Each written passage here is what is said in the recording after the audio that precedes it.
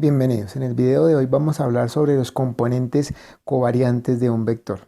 Para eso vamos a empezar primero a repasar lo que son los vectores base recíprocos, también llamados vectores base duales. Básicamente lo que son estos vectores son otra forma de representar los vectores de un espacio vectorial en una base diferente.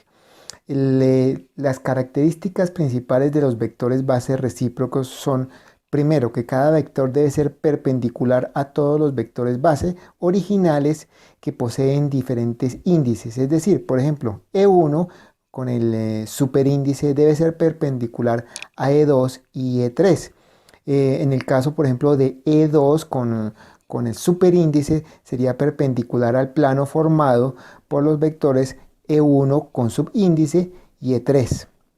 La segunda característica importante de los vectores base recíprocos es que el producto punto entre vectores duales y vectores base originales con el mismo índice debe ser igual a 1. Es decir, por ejemplo, E2 con superíndice punto E2 con subíndice debe ser igual a 1, o E3 superíndice punto E3 subíndice debe ser igual a 1. Expresando esto en una forma más formal, podemos observar aquí las ecuaciones que E1 superíndice va a ser igual al producto cruz de E2 por E3 sobre el triple producto escalar. Esta parte de aquí arriba básicamente lo que nos está definiendo es que sea perpendicular este vector E1 perpendicular al plano formado por E2 y E3. Y la parte de aquí abajo nos asegura pues que sea unitario.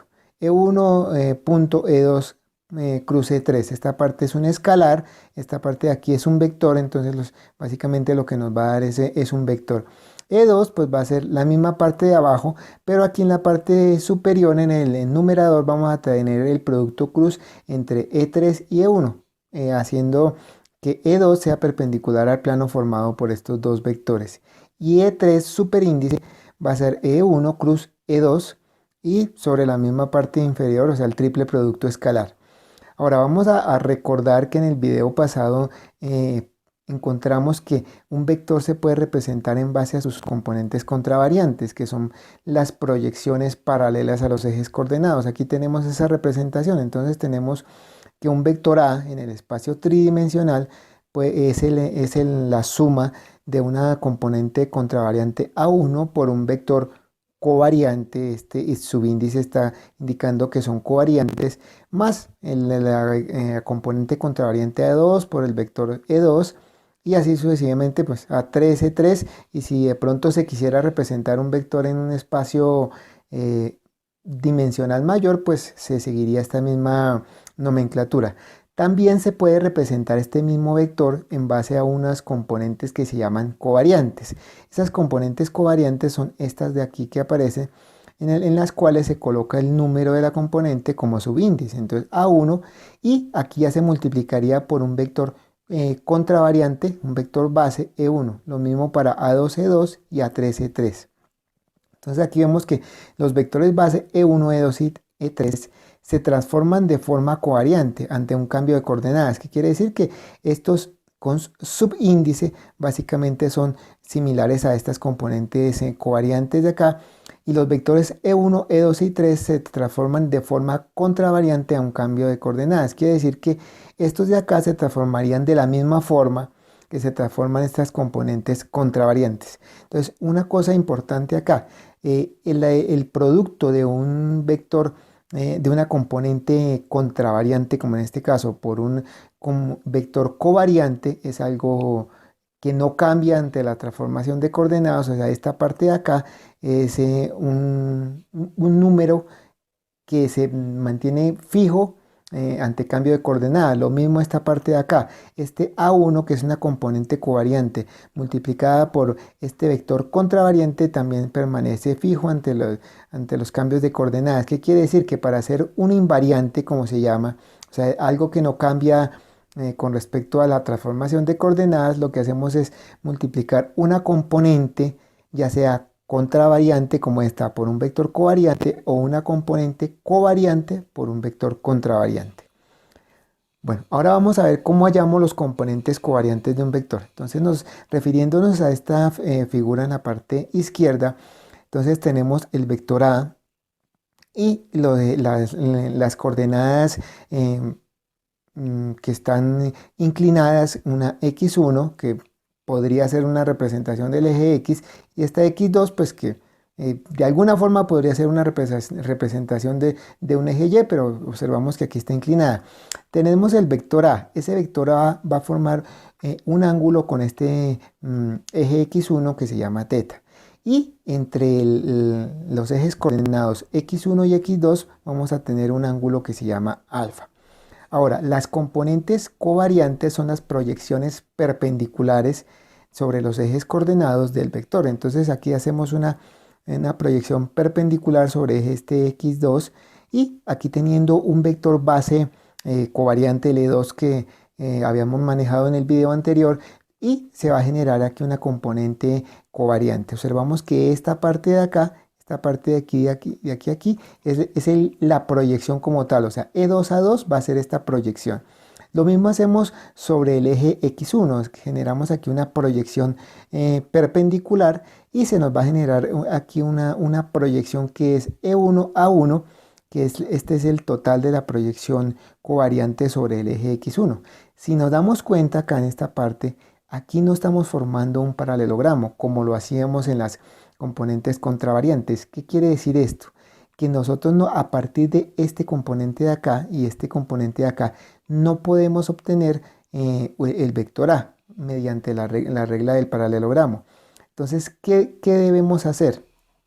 Ahora, el paso básicamente es generar unos vectores duales o vectores recíprocos. Entonces, ¿qué vamos a hacer? Vamos a generar unos vectores base y unos ejes coordenados base recíprocos a estos de acá. Entonces, en el caso, como observamos en la página anterior, por ejemplo, si nosotros queremos generar un vector recíproco a este E1 de acá, entonces en base a lo que dijimos de los vectores recíprocos, decimos que el producto punto entre vectores que tienen el mismo índice de tipo aquí contravariante y covariante, entonces va a ser 1. Entonces este es el producto punto, o sea, la norma de E1 por la norma de E1 aquí, subíndice por el coseno del ángulo entre los dos. Esto nos va a definir el vector recíproco de este E1. Lo mismo para este E2. Entonces, por la condición que veíamos en la página anterior, entonces el producto punto entre vectores que tengan el mismo índice va a ser igual a 1. Entonces, de aquí podemos despejar el valor de E1, o sea, el vector dual para el E1 que estamos viendo acá, que nos daría 1 sobre la norma de E1 coseno de teta 1. Y para E2 sería 1 sobre la norma de 2 coseno de teta 2. Entonces, ya teniendo esos vectores y sabiendo que este E1, por la regla que veíamos en la página anterior, tiene que ser perpendicular al E2, que es este covariante, y este E2 tiene que ser perpendicular al E1, a este E1, entonces podemos formar esta figura. Entonces aquí observamos, entonces definimos, aquí tenemos el E1, E1 A1, estos son componentes covariantes que se forma aquí, es esta misma proyección y esta misma proyección. Lo que hacemos es generar nuevos ejes coordenados en base a estos vectores duales. Entonces el E1 pues lo vamos a generar, que sabemos que tiene que estar a 90 grados del E2, esta parte de acá. Entonces E1 observamos que tiene un índice, un superíndice indicándonos que es contravariante. Tiene que estar a 90 grados de este 2, entonces va en esta dirección, observamos acá.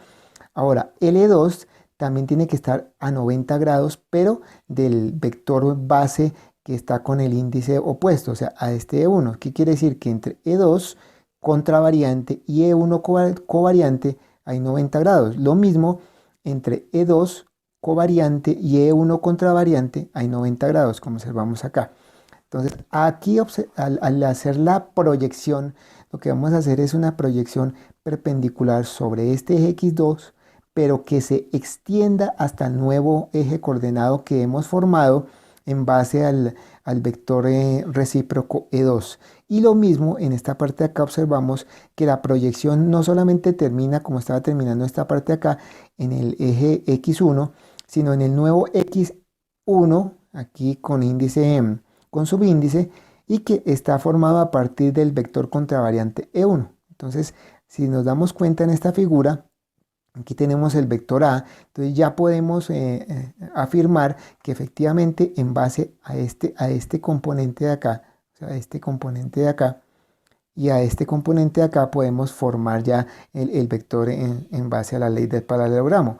De ahí que ya podemos deducir las expresiones para las proyecciones covariantes del vector. Entonces, mirando acá tenemos θ, que es el ángulo entre el vector A y el eje coordenado X1, alfa, que es el ángulo entre este X2 y este X1. Sabemos que esto es 90, entonces si este ángulo de acá es alfa, pues esta parte de aquí sería 90 menos alfa. Si tenemos aquí 90 menos alfa, en esta parte también de acá tenemos 90 menos alfa. Y este ángulo de acá, pues va a ser alfa. Entonces, en base a eso, vamos a hallar las componentes.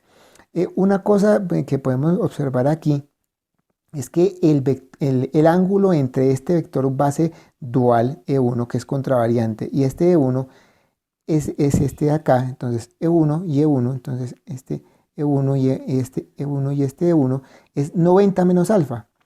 Pero resulta que coseno de 90 menos alfa es lo mismo que seno de alfa. O sea que este vector lo podríamos expresar como, la norma de este E1 es igual a la norma del vector base normal, que es el E1, por el seno de alfa.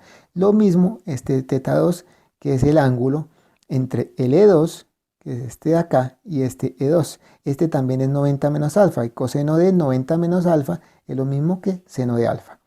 Esta básicamente es una forma diferente de expresar esto en base a la relación de que θ1 es igual a θ2, o sea, los ángulos entre estos vectores, y que θ1 y θ2 es 90 menos alfa.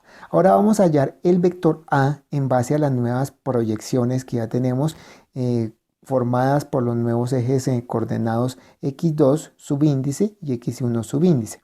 Si observamos aquí, este A va a ser igual a esta distancia de aquí, L1, esta distancia acá, que está multiplicada por el nuevo vector base, más L2, que es esta distancia de aquí, por L2. Ahora vamos a mirar qué es cada una de estas cosas. Ahora, definí, aunque este es un paso de pronto que no necesariamente se necesita, un A1 asterisco. ¿Qué va a ser A1 asterisco? Pues va a ser A1 E1, va a ser esta parte de acá, esta parte de aquí, y A2 asterisco, que va a ser A2 E2, quiere decir que es esta parte de esta proyección. En base a eso podemos definir que el seno de alfa para este triángulo de acá, observamos que es este triángulo aquí, este triángulo rectángulo, nos cubre esta parte de aquí, va a ser cateto opuesto, que es E1A1 o A1 asterisco, sobre la hipotenusa que sería esta longitud L1. También de este triángulo de acá, que observamos aquí que es similar a este, podemos decir que el seno de alfa puede ser también A2 asterisco, o sea, A2, E2, esta parte de aquí, sobre L2, que es esta parte de acá, L2 de aquí. Entonces, de ahí deducimos que, despejando aquí L1 es A1 asterisco sobre seno de alfa, y L2 es A2 asterisco sobre seno de alfa. Ya reemplazando esto en esta ecuación, nos queda que A va a ser A1, E1, este 1 de acá, por el vector nuevo o el vector recíproco, y sobre el seno de alfa. O sea, esta sería la forma en la que yo puedo representar el vector en base a componentes covariantes. Entonces, una cosa importante acá, como siempre, hemos dicho que algunos autores se refieren a la componente covariante como el conjunto de vector más esta longitud, aunque no necesariamente es así, porque la componente covariante solamente es una parte, y el vector como tal, este vector, si fuera unitario, pues ambos tendrían básicamente la componente covariante y la multiplicación de L1 por E1 tendrían el mismo valor. Pero si este vector no es unitario, entonces ahí varían. Así que en este momento, como no tenemos información del valor de E1 ni el valor de E2, pues lo que estamos averiguando es toda esta longitud, que es esa componente covariante que es el producto de este E1 por el L1. Ahora vamos a mirar un ejemplo. Entonces aquí para este ejemplo he decidido tomar un vector A que tiene aquí la componente en X6 y la componente en Y de 2. Y el vector que me define el eje inclinado va a ser un 3, 3. O sea, nos damos cuenta que este vector covariante de acá es un vector que no es unitario. Para el vector covariante en el eje X1 es que escogí el 3, 0, que tampoco es unitario, por lo cual cuando vayamos a hallar la componente para la fórmula que despejamos en la página anterior, estaremos hallando el producto de este E1, este 1 de acá, por la longitud. O sea, es la unión de esos dos. Entonces, para hallar el valor de teta, pues es básicamente sacar el arcotangente de 2 sobre 6. Esto me da 18.43 alfa, pues en base al vector en base E2, entonces sería 3 sobre 3, sería 45 grados. Ahora, la norma de este vector de A, pues va a ser 6 al cuadrado más 2 al cuadrado por Pitágoras, sería 6.32. Ahora, necesitamos estas normas de los vectores base covariantes o de los vectores base normales para poder hallar los nuevos vectores. Entonces, este E1 es este de aquí, entonces es 3 cuadrado más 0 cuadrado, 3, y este de acá, 3 cuadrado más 3 cuadrado, raíz de eso, 4.24. Ahora sí ya podemos hallar los nuevos vectores recíprocos que nos van a permitir hacer la proyección. Entonces, este E1 entonces sería 1 sobre 3, que es esta norma, seno de 45 grados, eso nos da este valor. Y E2 va a ser 1 sobre 4.24 seno de 45 grados, que es 45 grados, sabemos que es aquí alfa. Entonces ya tenemos estos dos valores. Entonces 0.47 para E1 va a ser este valor. Esta longitud va a ser 0.47. Y E2 va a ser 0.33, que es este valor. Entonces recordemos que este E2, por definición de los vectores base, tiene que ser perpendicular al E1 que está aquí. O sea, perpendicular a los vectores base normales, pero con diferente índice. Y lo mismo, este E1 que tenemos, este E1, perdón, de acá, este de acá, debe ser perpendicular al E2, o sea, este E1 contravariante es perpendicular a este E2. Observamos que aquí se nos forma un ángulo de 90, lo mismo que acá. Ahora, de esta figura podemos deducir que A1E1, que sería esta parte de aquí, pues es A coseno teta, que es este ángulo de acá.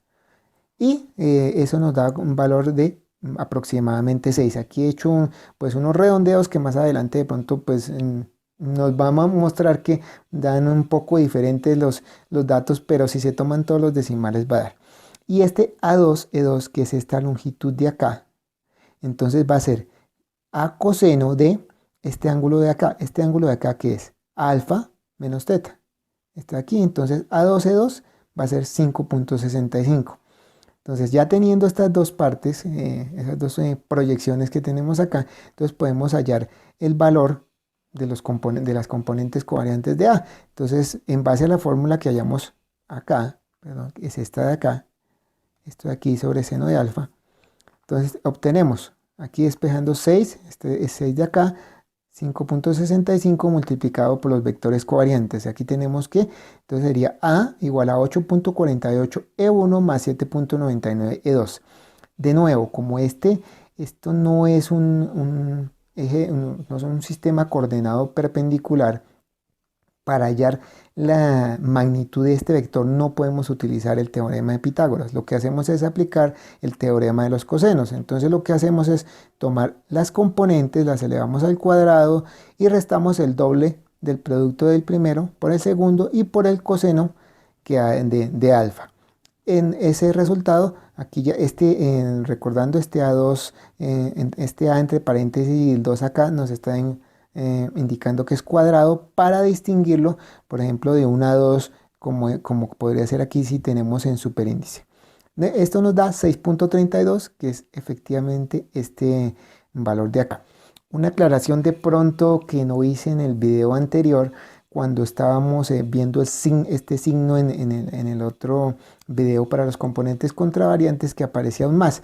Recordemos que cuando estamos aplicando el teorema de los cosenos, lo que estamos hallando es una longitud y se utiliza el ángulo que es el opuesto a esa longitud.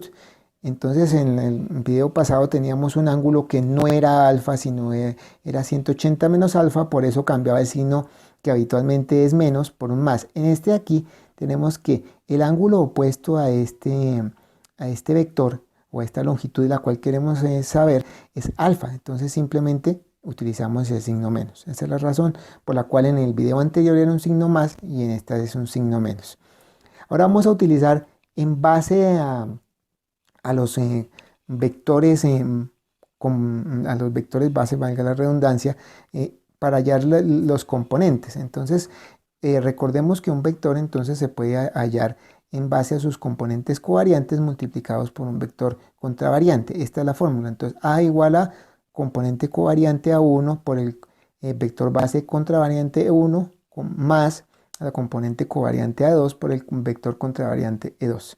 Esto se puede descomponer en una X, o sea que el componente en X, que es A1 por E1X, o sea la parte en X de este vector base, lo mismo aquí A2 por E2X, aquí en AY lo mismo, tenemos la parte Y del vector E1 y aquí la parte Y del vector 2. Si nosotros tomamos esto como un sistema matricial, entonces tendríamos que a X y a Y va a ser igual a, entonces E1X, acá está aquí, E2X, E1Y y E2Y, perdón.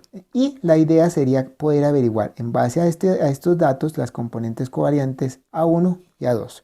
Ahora necesitamos hallar para el ejercicio anterior, pues en la parte de X y la parte de Y de cada vector. Entonces este E1X va a ser la norma por el coseno de 360 grados menos 90 menos alfa. Nos damos cuenta que esta parte de acá, recordando aquí, es 90 menos alfa. Vamos acá, entonces la idea es que vamos a hallar 360 que es todo esto, menos 90 menos alfa, que es este ángulo.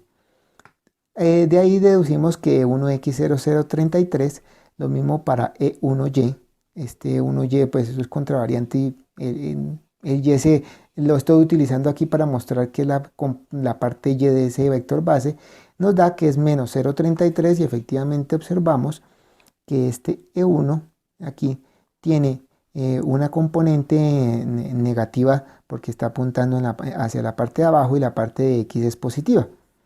Ahora lo vamos a hacer para el E2X, entonces como el ángulo es 0, perdón, es 90, pues él va a tener un valor de 0 en la parte de X y en la parte de Y pues va a tener el valor máximo. Nos damos cuenta acá que efectivamente apunta solamente en la parte de Y, por lo consiguiente no tiene X. En cambio este E1 contravariante tiene un componente de X y un componente de Y. Ya teniendo estos dos valores, entonces lo que hacemos es reemplazarlo en la matriz. Entonces tenemos que a X es 6, a Y es 2, reemplazamos los valores para los vectores base duales y aquí tenemos a 1 y a 2. Entonces para hallar este a 1 y a 2, básicamente lo que hacemos es sacar la inversa de esta matriz al multiplicar al lado y lado, entonces en esta parte nos da la matriz identidad, entonces esto nos queda a 1 a 2 y al multiplicar por esto, entonces nos da estos valores que son 18.1 y 24.2. Ahora, tenemos que el A1', que fue lo que hallamos en la página anterior, esta parte de acá, lo que yo he llamado E1'. ¿Por qué? Porque está compuesto tanto del vector como de la proyección covariante, entonces va a ser igual a A1, que es esta sí es la componente covariante como tal, por el vector base. Al hacer esa multiplicación nos da 848, que es esto que obtuvimos acá. Y lo mismo para una 2', que es la componente covariante que ya hallamos acá, 24.2 por el vector base, y eso da aproximadamente 7.99. Como les decía, si ustedes toman todos los decimales, pues se van a obtener las respuestas correctas a nivel de decimales sin redondeo. Aquí yo pues he tomado unos valores aproximados, entonces de pronto por eso cuando hagan los cálculos podría darle algo diferente a nivel de 1 o 2 decimales. Una forma de pronto más efectiva para hacer el cálculo de las componentes covariantes o las componentes contravariantes es simplemente tomar el vector que tenemos acá y multiplicarlo por el vector covariante en la dirección de este A1. Entonces este A1 va a ser el vector A, que es el 6,2, producto punto, es un producto punto, por el E1. E1 va a ser 3,0, 18. Observamos que aquí me dio 18,1. Lo mismo, la componente covariante A2 va a ser el vector por el vector covariante en esa dirección. Entonces sería 6,2 por 3,3, 24. Y aquí me dio 24,2. Entonces esta es la forma de pronto más efectiva. Sin embargo, todo esto que hemos hecho acá, pues es para observar gráficamente, geométricamente, cómo surgen las componentes covariantes. Nosotros podemos hacer lo mismo con las componentes contravariantes, como hicimos en el ejercicio anterior, y hacerlo simplemente la parte A1, o sea, la componente contravariante del A1 va a ser el vector producto punto por el vector contravariante E1 y lo mismo para la A2. Entonces, digamos, la forma más fácil.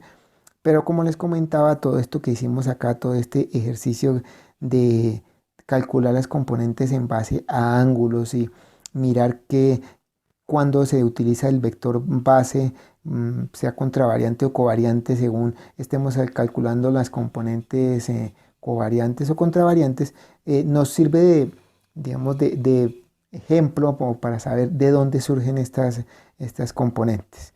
Entonces, para resumir, recordemos que un vector puede ser expresado en base a unas componentes contravariantes y en base a unas componentes covariantes, que las componentes contravariantes son las proyecciones paralelas del vector sobre los ejes coordenados y las componentes covariantes son las proyecciones perpendiculares sobre los ejes coordenados.